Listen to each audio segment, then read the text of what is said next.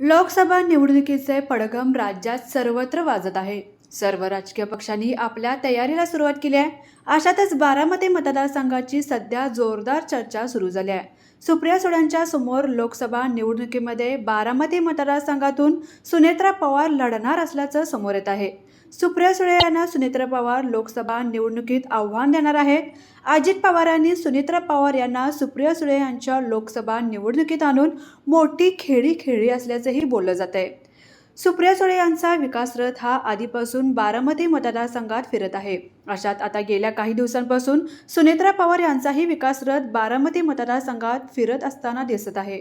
बारामतीच्या खासदार सुप्रिया सुळे यांच्या विरोधात कोणाला उमेदवारी देणार याबाबत उत्सुकता लागून राहिली होती. मात्र आता सुनेत्रा पवार यांचं नाव चर्चेत आलंय. सुनेत्रा पवार यांच्या कामाचा आढावा घेणारा व प्रचार करणारा विकासाचा रथ बारामती मतदारसंघातून फिरताना दिसत आहे. त्यामुळे नणन भाऊजाईमध्ये लोकसभा निवडणूक सामना चांगलाच रंगणार असल्याचे चित्र सध्या पाहायला मिळत आहे.